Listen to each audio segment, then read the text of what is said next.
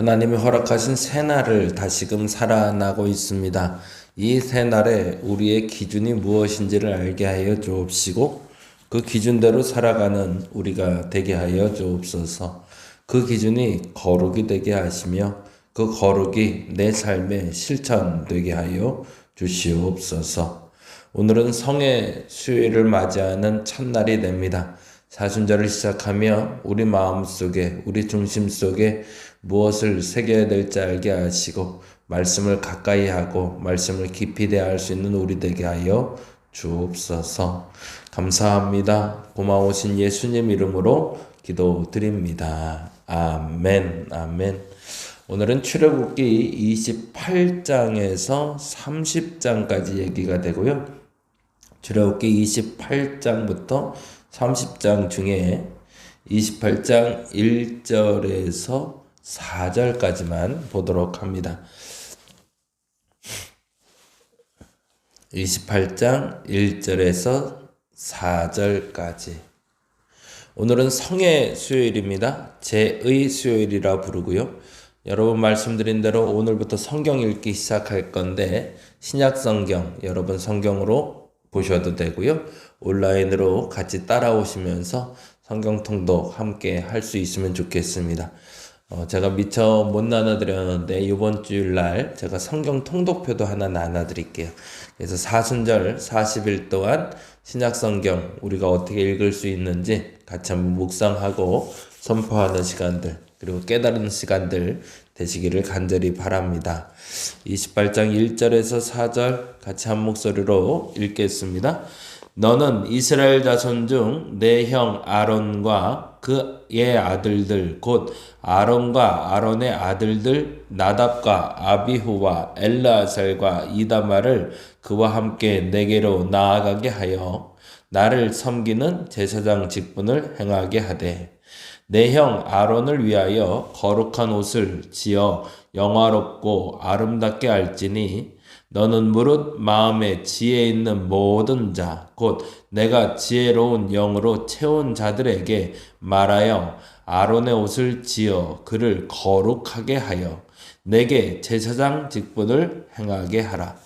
그들이 지을 옷은 이러하니 곧 흉배와 에봇과 겉옷과 반포 속옷과 관에 따라 그들의 내 형 아론과 그 아들들을 위하여 거룩한 옷을 지어 아론이 내게 제사장 직분을 행하게 하라. 아멘. 28장은 대제사장이 어떤 옷을 입어야 되는지를 말하고 있다면 29장은 우리는 어떻게 살아야 되는가 라는 이야기를 말해주고 있고요. 30장에서는 분향단이라고 불려지는 말 그대로 성막 안에 세 가지 도구를 어떻게 활용하고 어떻게 지켜야 될지를 말하고 있습니다.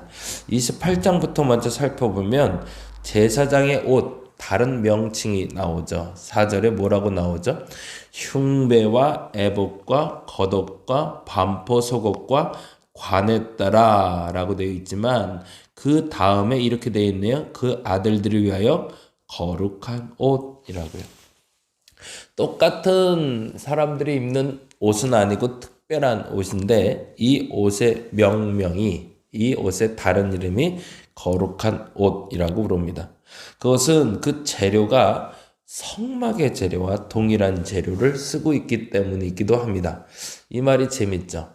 성막에 쓰이는 각종 재료를 그대로 제사장에게 그러면은 여러분이 잘 아는 단어와 연결이 되겠네. 우리는 만인 제사장 그리고 우리는 걸어다니는 성전이다 라는 말이 무슨 말인지 이해가 되시겠네요.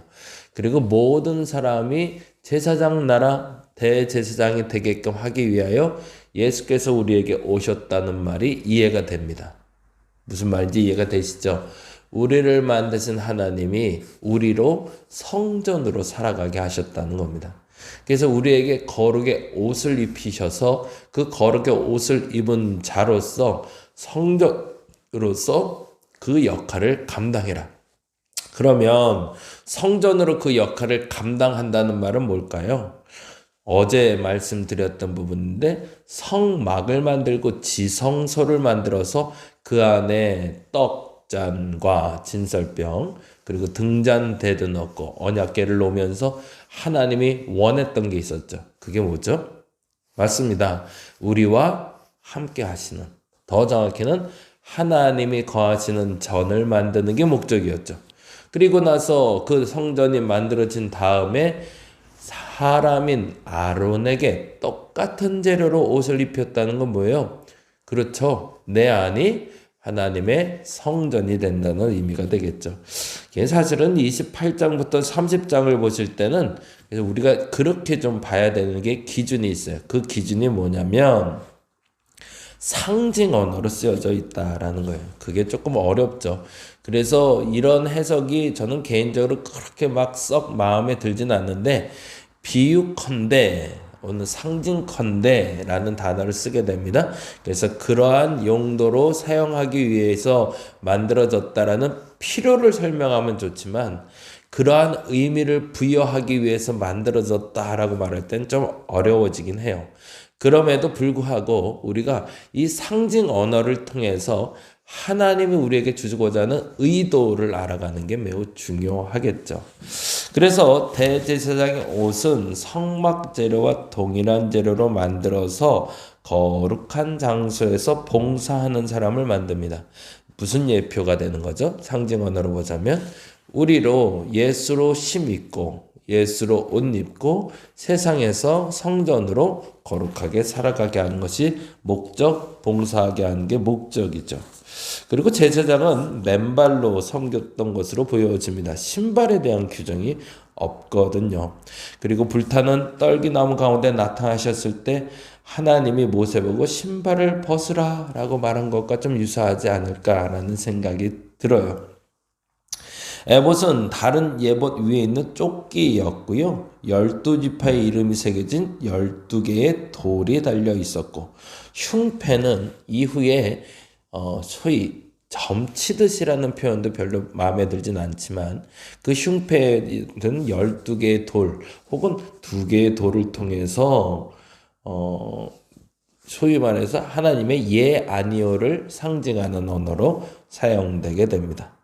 29장에선 성막의 규례에 대해서 말씀하실 때 성막에서 섬길 사람들을 말하고 있습니다. 그 핵심 단어는 또다시 거룩이 됩니다. 제사장은 성막에서 섬길 사람이기 때문에 거룩해야 되고 제단과 제사의 도구 역시 하나님을 위해 사용되기 때문에 거룩하다라고 이야기합니다. 하나님께서 정하신 복잡한 절차에 의심 없이 순종할 때 평범했던 물건은 뭐가 될까요? 거룩한 물건이 되고요. 비참한 죄에는 거룩한 제사장이 될 수 있다라고 얘기하는 거죠. 무엇을 할 때, 하나님의 일을 할 때, 하나님께 순종할 때 우리는 거룩해질 수 있다라는 이야기를 29장. 왜요? 이 평범한 사람들이 어떻게 거룩한 제사장이 될 수 있는가에 대한 설명인 거죠. 모세는 제사장을 거룩하게 하기 위해서 귀와 손과 발에 피를 뿌리게 합니다. 이 의미가 매우 중요하죠. 여러분 그 사도라는 영화 보신 분들은 알겠는데 그 배우가 영조대왕을 상징하는 배우가 그런 표현을 써요. 세상에서 더러운 이야기를 들었을 때 그 더러운 얘기를 가지고 그 다음 날을 맞이하지 않기 위해서 물을 떠다가 귀를 씻는 장면이 나와요. 그리고 또 재미난 건 입을 헹궈서 뱉는데요. 뱉고 나서 첫 번째 내가 가장 싫어하는 사람을 불러다가 그 사람에게 말을 겁니다. 그래서 내 첫 번째 말에 첫 번째 나쁜 것이 그 사람에게 전달되도록 하는 그런 엉뚱한 행위를 하게 되는데요. 우리가 상징 언어라고 그랬죠? 상징 언어로 귀와 손과 발에 피를 뿌리는 건 역시 동일한 상징 언어가 됩니다. 귀를 정결하게 했다, 손을 정결하게 했다, 발을 정결하게 했다라는 뜻이 되는 거죠. 그래서 이 손으로 하나님의 일을 하고 발로 하나님의 일을 하고 그리고 귀로 하나님의 말씀을 듣게 하는 게 거룩이다라는 이야기가 29장 얘기라면 30장엔 비로소 분향단에 대한 이야기가 나옵니다. 말 그대로 성막 안에 세 가지 도구인 상, 등잔대, 분향단에 대한 이야기가 되는데요. 매일 분향단에 향기로운 향을 피워야 된다고 얘기합니다. 그리고 이를 계시록에선 또 다른 상징 언어로 사용하죠. 그 상징 언어의 이름은 바로 기도가 됩니다. 그래서 우리는 기도를 통해서 하나님께 상달되는 것을 느끼고 경험하게 되는데 여기서 독특한 건 특이점이기도 한데요. 분향단에 하나님께 올리는 향 외에는 다른 향을 절대 올리지 못하게 되어 있습니다. 기도할 때 순수하게 드려져야 될 부분이 있다는 거죠. 그러면 이건 어떤 상징 언어가 될까요? 오직 하나님을 위하여라는 전제가 되는 거죠. 그래서 조금 어렵지만 28장과 29장과 30장을 보면서는 아론이라는 사람에게 입었던 대제사장의 옷을 보면서 성막에서 수고하고 애썼던 제사장들을 보면서 분향단에 드려졌던 향을 보면서 구별된 것이 무엇인지 그리고 구별의 조건이 무엇인지 그래서 왜 구별했는지를 살펴보시면 훨씬 더 읽기가 좋을 것 같습니다. 그리고 또 하나 앞서 말씀드린 대로 어떤 필요에 의해서 만들어졌다기보단 무엇인가의 의미를 전달하기 위해서 만들어진 상징 언어의 물건들을 통해 우리는 거룩을 배워가고 있다는 것, 그것을 기억하시고 오늘 28장부터 30장을 보신다면 훨씬 더 풍성하게 성경을 읽으실 수 있을 것 같습니다. 오늘은 이 부분만 좀 기억하고 기도했으면 좋겠네요. 제사장의 옷이 성막과 동일한 재료로 만들어졌다. 내가 입은 그리스도의 옷이 똑같이 거룩을 위해서 만들어졌다. 그래서 나도 거룩한 전이 돼서 하나님이 거하는 전이 되어야 한다. 그것을 기억하시고 하나님의 전으로 살아가는 저와 여러분 되시기를 간절히 바랍니다. 기도하겠습니다. 거룩하게 사는 것이 얼마나 귀한 것인지 알게 하여 주시고 그 뜻을 실천하고 살아가는 우리가 되게 하여 주시옵소서. 오늘을 허락하신 주님 감사합니다. 이제 성의 수요일을 시작합니다. 거룩을 향해 한 걸음 더 나아가는 오늘 한 날 되게 하여 주시고 그 거룩을 실천하는 오늘 한 날 되게 하시며 말씀을 깊이 대하는 우리가 되게 하여 주시옵소서.